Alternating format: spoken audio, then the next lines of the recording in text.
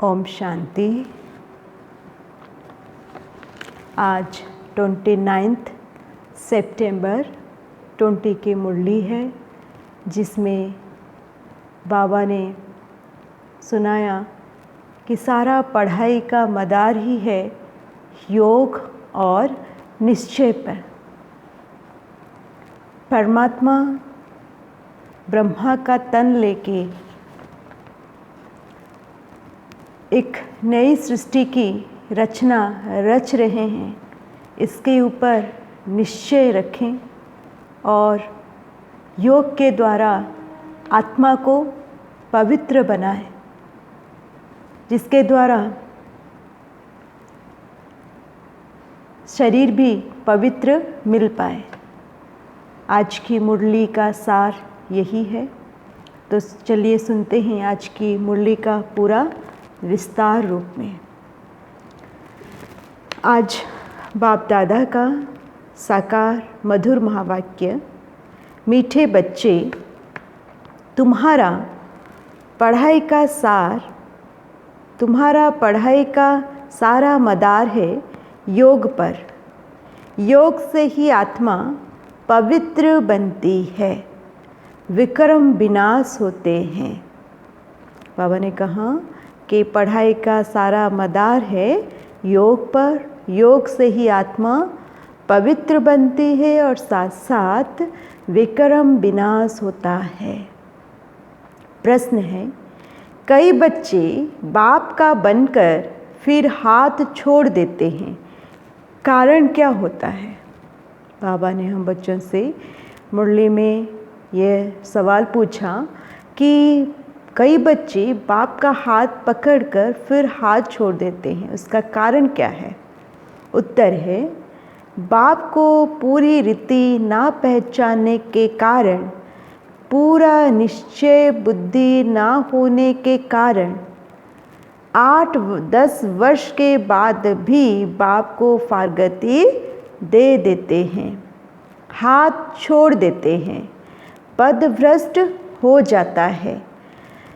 दूसरा है, क्रिमिनल आई होने से माया की ग्रहचारी बैठ जाती है, अवस्था नीचे ऊपर होती रहती है तो भी पढ़ाई छूट जाती है।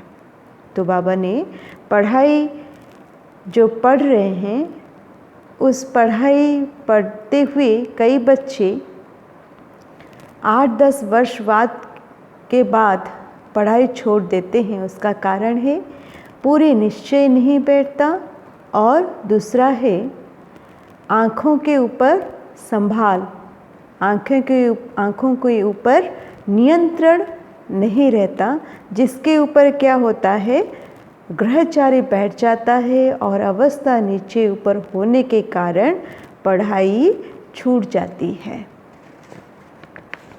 ओम शांति। रूहानी बच्चों प्रति रूहानी बाप समझा रहे हैं। अभी समझते हो कि हम सब रूहानी बेहद के बाप के बच्चे हैं। इनको बाप दादा भी कहा जाता है। जैसे तुम रूहानी बच्चे हो, वैसे यह ब्रह्मा भी रूहानी बच्चा है शिव बाबा का। शिव बाबा को रथ तो जरूर चाहिए ना। इसीलिए जैसे तुम आत्माओं को ऑर्गन्स मिले हुए हैं कर्म करने के लिए, वैसे शिव बाबा का भी यह रथ है, क्योंकि यह कर्म क्षेत्र है जहाँ कर्म करना होता है। बाबा को भी, शिव बाबा को भी ये जो कर्म क्षेत्र है, ये धरती जो है, ये कर्म क्षेत्र है। इस कर्म क्षेत्र पर आना पड़ता है और आकर शरीर लेकर उन्हें पाठ बजाना होता है। वह है घर जहाँ आत्माएं रहती हैं, परम धाम, जहाँ पर हमारा अपना घर है, असली घर है ना, जहाँ पर आत्माएं रहती हैं। आत्मा ने जाना है हमारा घर शांति धाम है, वहाँ ये खेल नहीं होता। जो भी सारा खेल होता है वो इस दुनिया में ही होता है, इस धरती पर, ये स्थूल पृथ्वी जो है, जहाँ पर कर्म क्षेत्र है, जहाँ पर खेल चल रहा है।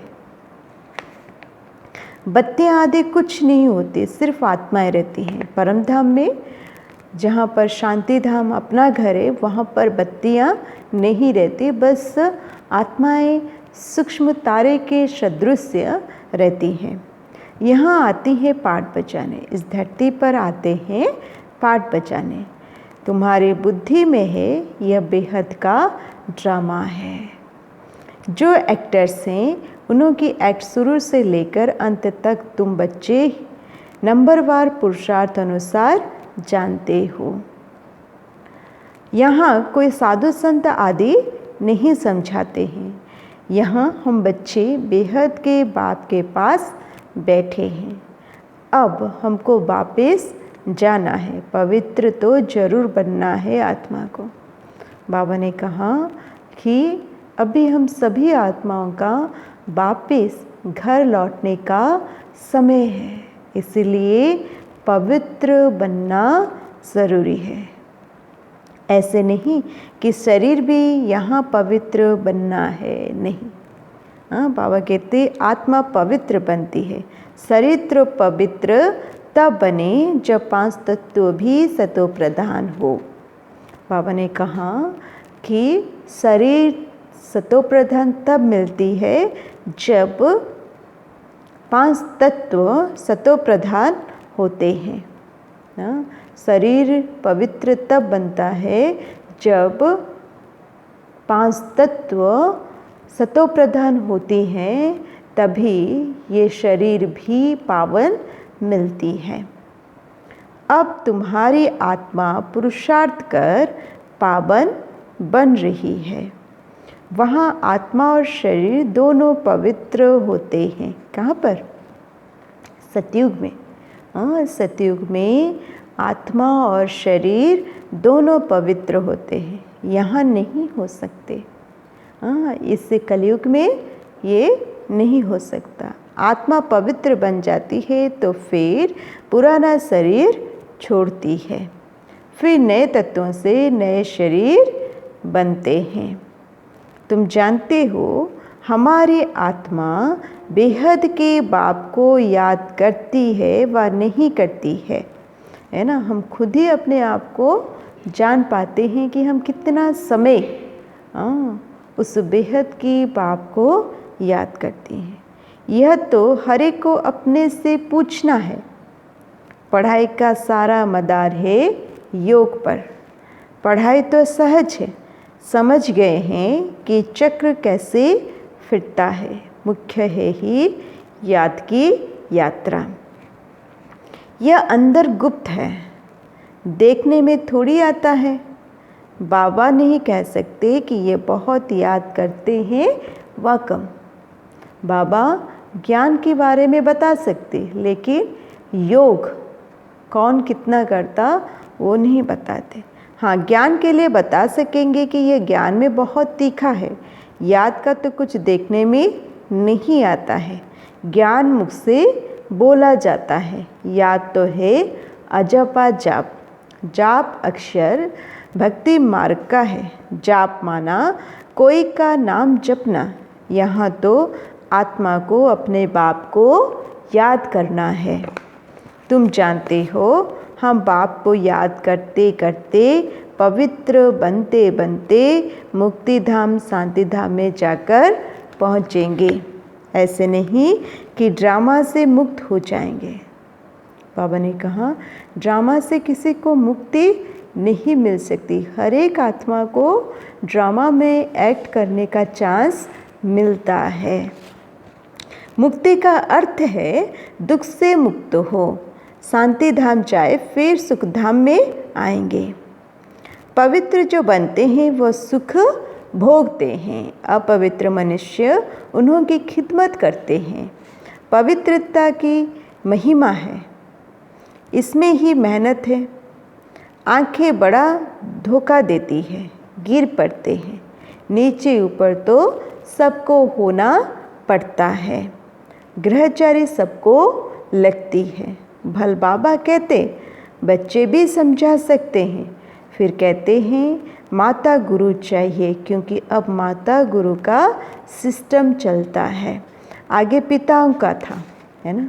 पहले पुरुष प्रधान समाज था, है ना, जिसमें पुरुषों को ज़्यादा महत्व दिया जाता था। वर्तमान समय परमात्मा इस धरती पर जब आए तब माताओं और कन्याओं को आगे रखा और माताओं और कन्याओं का विशेषता को सामने रखा। तो बाबा कहते आगे पिताओं का था, अभी पहले पहले कलश माताओं को मिलता है। माताएं मेजॉरिटी में हैं। कुमारियाँ राखी बांधती हैं पवित्रता के लिए। भगवान कहते हैं काम महाशत्रु है, इस पर जीत पहनो। रक्षाबंधन पवित्रता की निशानी है। वो लोग राखी बांधते हैं, पवित्र तो बनते नहीं हैं। दुनिया में जो सारे त्यौहार होता है उसको यथार्थीति जानते नहीं है। ये रक्षाबंधन पवित्रता का बंधन है, जिसको दुनिया वाले करते तो हैं लेकिन इसका अर्थ पता नहीं है। वह सब है आर्टिफिशियल राखी, कोई पावन बनाने वाले नहीं है। इसमें तो ज्ञान चाहिए। अभी तुम राखी बांधते हो, अर्थ भी समझाते हो, यह प्रतिज्ञा कराते हैं। जैसे सिख लोगों को कंगन निशानी होती है, परंतु पवित्र तो बनते नहीं। पतित को पावन बनाने वाला सर्व का सद्गति दाता एक है, वह भी देहधारी नहीं है। शिव बाबा देहधारी नहीं है। पानी की गंगा तो इन आँखों से देखने में आती है। बाप जो सद्गति दाता है उनको इन आँखों से नहीं देखा जाता। आत्मा को कोई भी देख नहीं सकते कि वह क्या चीज़ है। आत्मा को इन आँखों से, स्थूल आँखों से देख नहीं सकते, उसको बस अनुभव कर सकते हैं। कहते हैं हमारे शरीर में आत्मा है, उनको देखा है, कहेंगे नहीं। और सब चीज़ें जिसका नाम है वो देखने में ज़रूर आती है। आत्मा का भी नाम तो है। कहते भी हैं भ्रुकुटी के बीच चमकता है अजब सितारा, परंतु देखने में नहीं आते। परमात्मा को भी याद करते हैं, देखने में कुछ नहीं आएगा। ना आत्मा देखने में आता, ना परमात्मा देखने में आता, लेकिन उसका अनुभव करना होता है। देखते हुए भी जानते नहीं। बाबा कहते लक्ष्मी नारायण को देखा जाता है इन आँखों से। लिंग की भल पूजा करते हैं, परंतु वह कोई यथार्थ रीति तो नहीं है। लिंग को भी पूजा करते हैं लेकिन उनको यथार्थ रीति कोई नहीं जानते। देखते हुए भी जानते नहीं है परमात्मा क्या है, परमात्मा कौन है, कहाँ रहते हैं, क्या करते हैं, कैसे देखने में हैं, उनका कर्तव्य क्या है। ये सारी चीज़ें जब हम इस ईश्वरीय विश्वविद्यालय में आते हैं तभी हमें पता पड़ता है। तो ये कोई नहीं जान सकते। आत्मा तो बहुत छोटी बिंदी है, देखने में नहीं आती है। ना आत्मा को ना परमात्मा को देखा जा सकता है। बाबा कहते जाना जाता है। अभी तुम जानते हो हमारा बाबा आया हुआ है इनमें। किन में आया हुआ है? ब्रह्मा बाबा में। जो भाग्यशाली रथ जिनका नाम रखते ब्रह्मा, परमात्मा जिनका नाम रखते ब्रह्मा। इस शरीर की अपनी आत्मा भी है। माना दादा लेखराज जो है इनका अपना भी आत्मा है। फिर परमपिता परमात्मा कहते हैं मैं इनके रथ पर विराजमान हूँ, इसीलिए बाप दादा कहते हो। अब दादा को इन आँखों से देखते हो। दादा को माना ब्रह्मा बाबा को इन आँखों से, स्थूल नेत्र से देखते हैं, बाप को नहीं देखते हो। जानते हो बाबा ज्ञान का सागर है, वह इस शरीर द्वारा हमको ज्ञान सुना रहे हैं। वह ज्ञान का सागर पतित पावन है। निराकार रास्ता कैसे बताएंगे? परमात्मा जो है वो जो निराकार है, तो जब इस सृष्टि का परिवर्तन का कार्य होता है तब उनको आना पड़ता है इस धरती पर। वो प्रेरणा से तो कोई काम नहीं होता। भगवान आते हैं यह किसी को भी पता नहीं है। शिव जयंती भी मनाते हैं तो ज़रूर यहाँ आता होगा ना। तुम जानते हो अभी वो हमको पढ़ा रहे हैं। बाबा इसमें आकर पढ़ाते हैं। किसमें? दादा लेखराज के शरीर में आकर हम बच्चों को पढ़ाते हैं।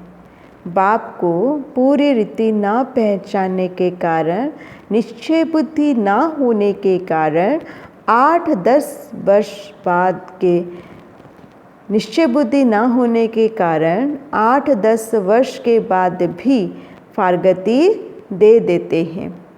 माया बिल्कुल ही अंधा बना देती है। माया क्या करती है? बिल्कुल अंधा बना देती है। बाप का बनकर फिर छोड़ देते हैं तो पदभ्रष्ट हो जाता है। अब तुम बच्चों को बाप का परिचय मिला है तो औरों को भी देना है। ऋषि मुनि आदि सब नेति नेति करते गए। आगे तुम भी जानते नहीं थे। अभी तुम कहेंगे हाँ हम जानते हैं, तो आस्तिक हो गए। सृष्टि का चक्र कैसे फिरता है यह भी तुम जानते हो। सारी दुनिया और तुम खुद इस पढ़ाई के पहले नास्तिक थे, है ना। जब ज्ञान नहीं था तो हम बच्चे भी नास्तिक थे।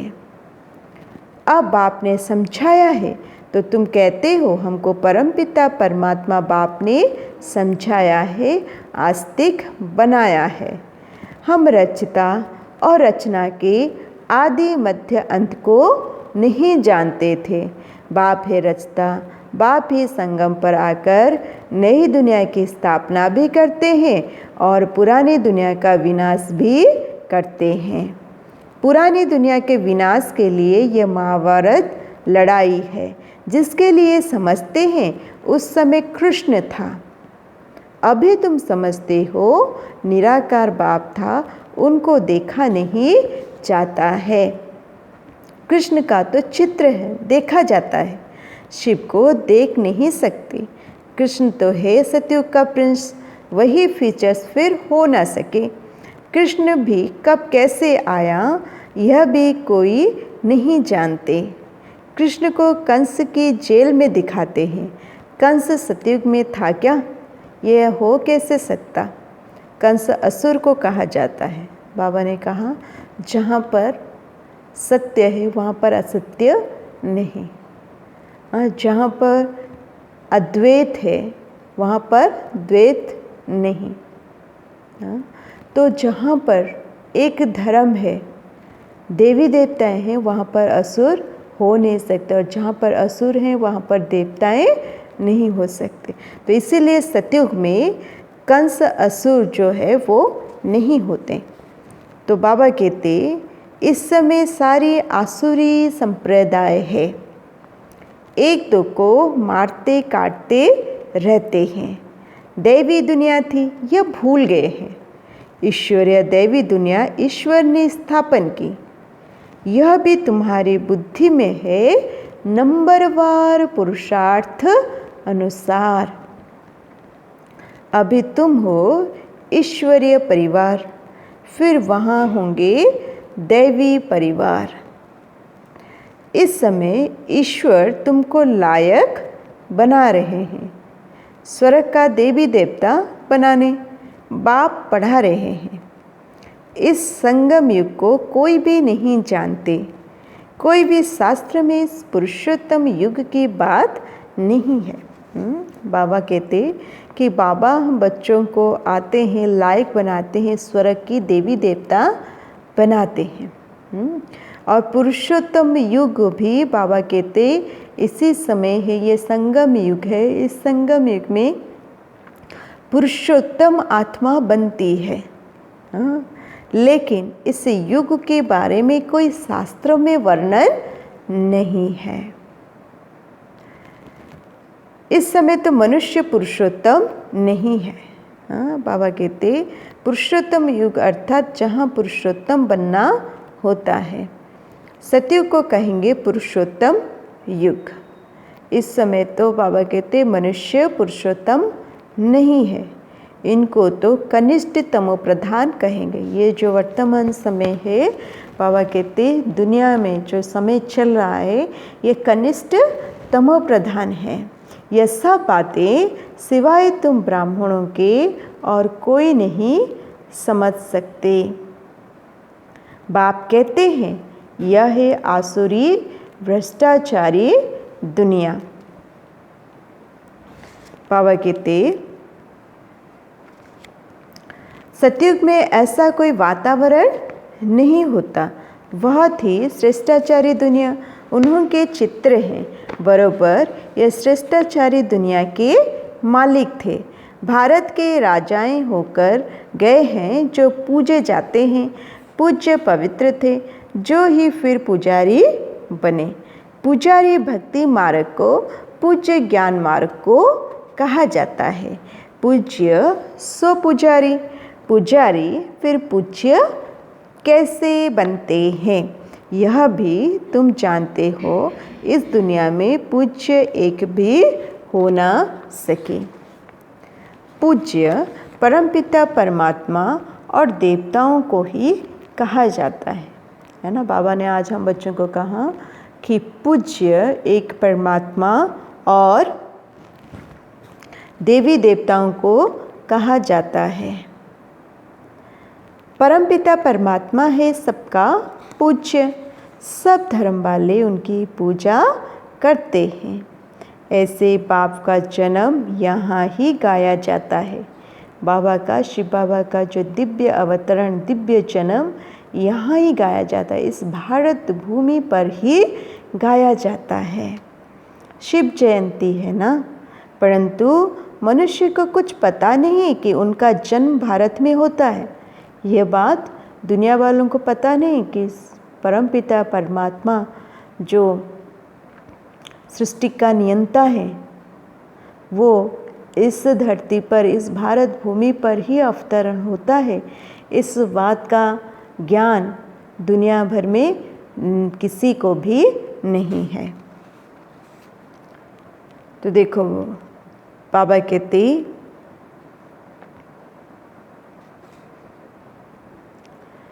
परमपिता परमात्मा है सबका पूज्य, सब धर्म वाले उनकी पूजा करते हैं। ऐसे बाप का जन्म यहाँ ही गाया जाता है। शिव जयंती है ना, परंतु मनुष्य को कुछ पता नहीं कि उनका जन्म भारत में होता है। आजकल तो शिव जयंती की हॉलीडे भी नहीं करते हैं। जयंती मनाओ ना मनाओ तुम्हारी मर्जी, ऑफिशियल हॉलीडे नहीं है। जो शिव जयंती को नहीं मानते हैं वह तो अपने काम पर चले जाते हैं। बहुत धर्म है ना, है ना। ये सभी धर्मों, जो भारत भूमि है, सभी धर्म को सम्मान देता है। यहाँ पर हर एक धर्म रहते हैं, बहुत धर्म है। तो जो धर्म में, अलग धर्म में, हिंदू धर्म में शिव जयंती को मानते हैं, लेकिन अलग जो हैं दूसरे धर्म जो हैं वो शिव जयंती को नहीं मानते। तो बहुत सारे धर्म हैं। बाबा कहते हैं सतयुग में ऐसी बातें होती नहीं। सतयुग क्या होता है? सतयुग एक धर्म, एक राज्य, एक भाषा, सब एक होता है, इसलिए ऐसी बातें नहीं होती। वहाँ यह वातावरण ही नहीं। सतयुग है ही नई दुनिया, एक धर्म। वहाँ यह पता नहीं पड़ता कि हमारे पीछे चंद्रवंशी राज्य होगा। यहाँ तुम सब जानते हो यह पास्ट हो गया है। बाबा इस संगम युग में हमें तीनों कालों का ज्ञान देते हैं। हम क्या थे, क्या बन गए, अब फिर क्या बनना है, ये सारी बातों का ज्ञान परमात्मा इसी समय हम बच्चों को देते हैं। सतयुग में तुम होंगे, वहाँ किस पास्ट को याद करेंगे? पास्ट तो हुआ कलयुग, उनकी हिस्ट्री ज्योग्राफी सुनने से क्या फ़ायदा? यहाँ तुम जानते हो हम बाबा के पास बैठे हैं, बाबा टीचर भी है और सतगुरु भी है। बाप आए हैं सबकी सद्गति करने, सभी आत्माओं को जरूर ले जाएंगे। मनुष्य तो देह अभिमान में आकर कहते हैं सब मिट्टी में मिल जाना है, यह नहीं समझते आत्माएं तो चली जाएंगी, बाकी ये शरीर मिट्टी के बने हुए हैं, ये पुराना शरीर खत्म हो जाता। यह दुनिया वाले समझते हैं कि शरीर मिट्टी में मिल जाएगा, पुराना शरीर खत्म हो जाएगा। हम आत्मा एक शरीर छोड़ दूसरा जाए लेती है। यह इस दुनिया में हमारा अंतिम जन्म है। सब पतित हैं, सदैव पावन तो कोई रह नहीं सकते। बाबा कहते आत्मा को सतो प्रधान, सतो रजो तमो होते ही हैं। वो लोग तो कह देते सब ईश्वर के ही रूप हैं, ईश्वर ने अपने अनेक रूप बनाए हैं। दुनिया वाले क्या कहते? यही कहते कि सब ईश्वर के ही रूप हैं और ईश्वर ने अपने अनेक रूप बनाए हैं, ये खेल-पाल करने के लिए। हिसाब किताब कुछ नहीं जानते, ना खेल-पाल करने वाले को जानते हैं, ना खेल को जानते हैं इस दुनिया वाले।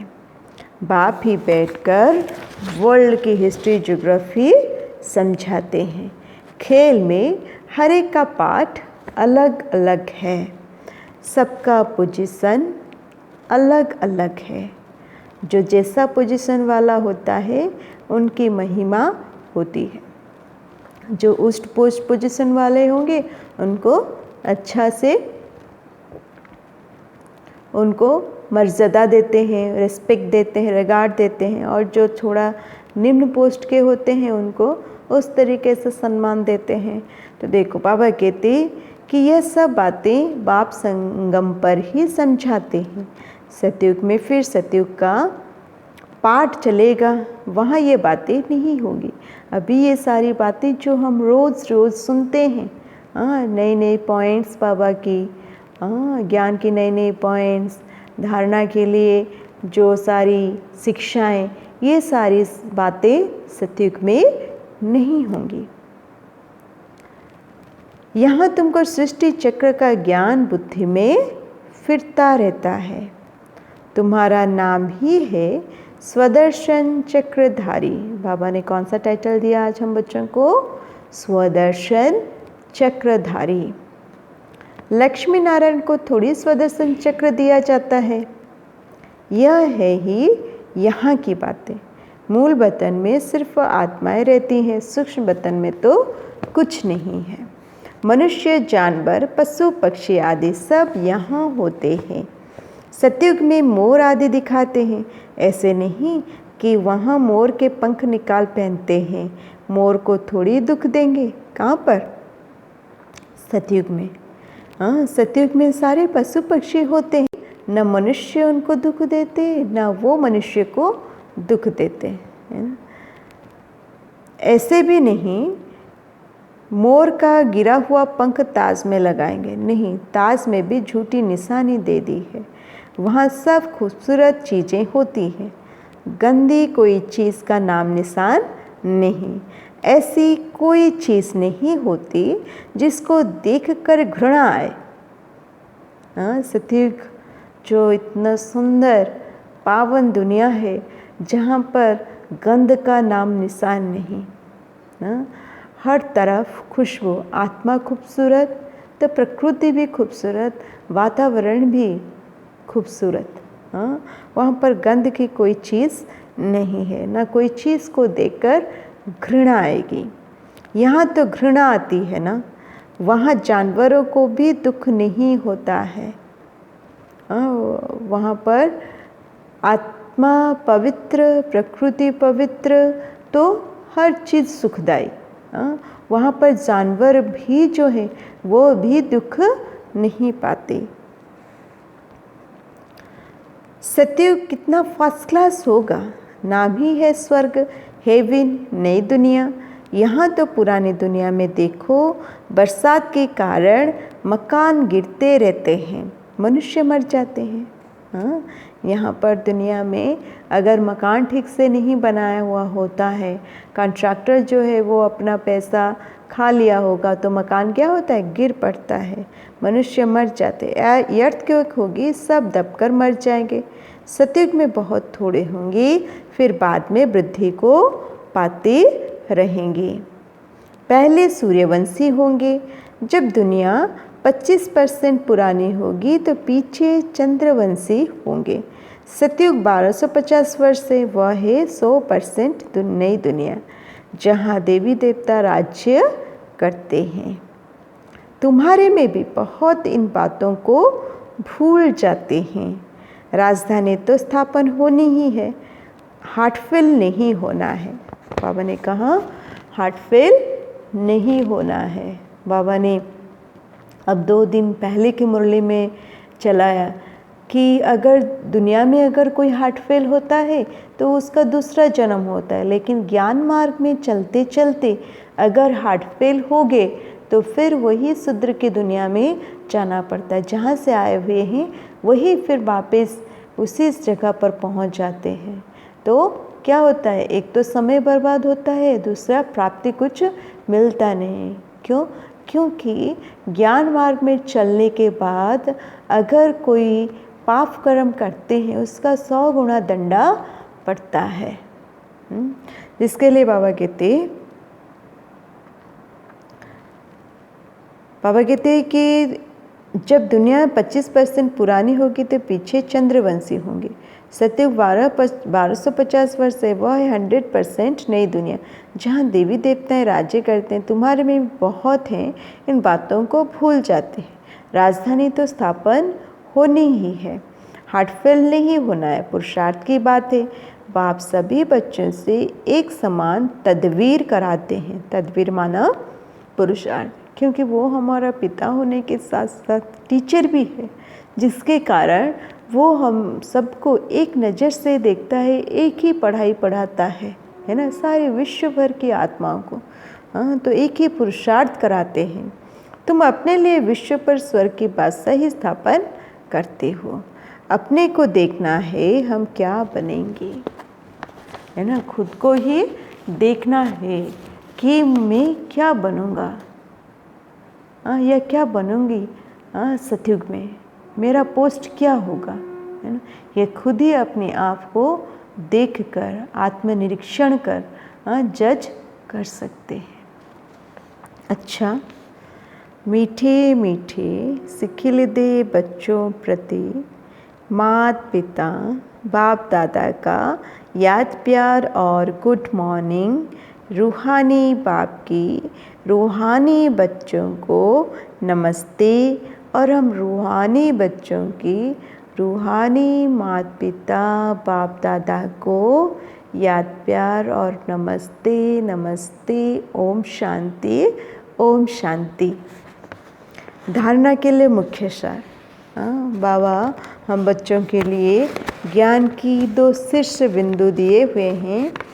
पहले पॉइंट में दिया बाबा ने, इस पुरुषोत्तम युग में स्वर्ग के देवी देवता बनने की पढ़ाई पढ़कर स्वयं को लायक बनाना है। क्या करना के लिए बाबा ने बताया कि इस पुरुषोत्तम युग में स्वर्ग के देवी देवता बनने की पढ़ाई पढ़कर स्वयं को लायक बनाना है। पुरुषार्थ में हार्टफेल नहीं होना है, दिल शिकस्त नहीं होना है। दूसरा है, इस बेहद के खेल में हर एक्टर का पार्ट और पोजीशन अलग अलग है। इस बेहद के खेल में हर एक एक्टर का पार्ट और पोजीशन अलग अलग है। जैसे जिसकी पोजीशन वैसे उसे मान मिलता है। यह सब राज समझ वर्ल्ड की हिस्ट्री ज्योग्राफी का स्मरण कर स्वदर्शन चक्रधारी बनना है। आज का वरदान है, श्रीमत से मनमत और जनमत की मिलावट को समाप्त करने वाले सच्चे स्वकल्याणी भव। क्या दिया बाबा ने वरदान? फिर से और एक बार सुनेंगे। श्रीमत से मनमत और जनमत की मिलावट को समाप्त करने वाले सच्चे स्वकल्याणी भव। बिस्तर बाबा कहते, बाप ने बच्चों को सभी खजाने स्व कल्याण और विश्व कल्याण के प्रति दिए हैं, लेकिन उन्हें व्यर्थ तरफ लगाना, अकल्याण के कार्य में लगाना, श्रीमत में मनमत और जनमत की मिलावट करना, यह अमानत में ख्यानात है। अब इस ख्यानात और मिलावट को समाप्त कर रूहानियत और रहम को धारण करो। अपने ऊपर और सर्व के ऊपर रहम कर स्व कल्याणी बनो। बाबा ने कहा, अपने ऊपर और सर्व के ऊपर रहम कर स्व कल्याणी बनो। स्व को देखो, बाप को देखो, औरों को नहीं देखो। बाबा ने आज कहा कि वरदान में श्रीमत से मनमत और जनमत की मिलावट को समाप्त करना, जिसके द्वारा हम स्व कल्याणी बन पाएंगे, है ना। खुद का कल्याण हम खुद ही कर पाएंगे, क्योंकि बाबा ने विस्तार के रूप में बताया कि बाप ने सभी बच्चों को खजाने स्व कल्याण और विश्व कल्याण प्रति दिए हैं, लेकिन उसे व्यर्थ तरफ लगाना, बाबा कहते हैं अकल्याण के कार्य में लगाना, श्रीमत में मनमत और जनमत की मिलावट करना, यह अमानत में ख़यानत है। बाबा जैसे हम बच्चों को डायरेक्शन देते हैं, है ना, सीधा ही उसी तरीके से हम उसकी पालना करें, हम उसकी धारणा करें, है ना। जो भी डायरेक्शन हम बच्चों को मिलते, ना कि उसमें कोई हमारा मत मिक्स करे, खुद का मत मिक्स करे। ऐसे करने से ठीक होता। बाबा तो कहते हैं पवित्र रहना है, लेकिन कभी कभी अपवित्र भी होने से कोई कुछ नहीं होगा, ये ऐसी बात नहीं। ये खुद का मत है या जनमत जो है ना। कौन कहता है पवित्र पूरे समय रहना है? ये सारी चीज़ें मनमत है और जनमत है, इसे मिक्स नहीं करना है। बाबा की जो ज्ञान है, जो ओरिजिनलिटी है, उससे ही हमें खुद जब अच्छी तरीके से धारणा करेंगे, तभी हमारी स्व कल्याण हो पाएगा। उसमें कभी भी मनमत, खुद की मत, आलस्य और अलबेलापन के कारण खुद की मनमत कभी मिक्स ना करे या जनमत कभी मिक्स ना करे, जिसके द्वारा खुद हैम्पर होने के साथ साथ, खुद का अकल्याण होने के साथ साथ दूसरों का भी अकल्याण होता है। इसीलिए बाबा की जो श्रीमत है, उस श्रीमत में कभी अपनी मत मिक्स नहीं करनी है या दुनिया वालों की मत मिक्स नहीं करनी है। अगर हम श्रीमत पर चलते हैं तो मनमत और जो जनमत है उसको हम संपूर्ण रीति से समाप्त कर खुद का कल्याण कर पुरुषार्थ जीवन में अपने आप को आगे ले जा सकते हैं। और जो बाबा की आस है हम बच्चों पर, उसको हम पूरा कर सकते हैं। बाबा ने हमेशा कहा कि स्व को देखो और बाप को देखो, औरों को देखना नहीं है। कौन क्या करता है, ये सारी चीज़ें बाबा ने शुरुआत के समय से ही कहा कि अगर देखना है तो एक बाबा को ही देखे, ब्रह्मा बाबा को, और किसी को देखना नहीं है। खुद को देखना है और बाबा को देखना है। स्लोगन है, सदा हर्षित वही रह सकते हैं जो कहीं भी आकर्षित नहीं होते। बाबा ने कहा सदा हर्षित वही रह सकते हैं जो कहीं भी आकर्षित नहीं होते हैं। आकर्षण तभी होता है जब ये आँखें धोखा देती है या आँखें किसी में डूबती है, तभी आकर्षित होते हैं। और आकर्षित हुआ मतलब सदा हर्षित नहीं।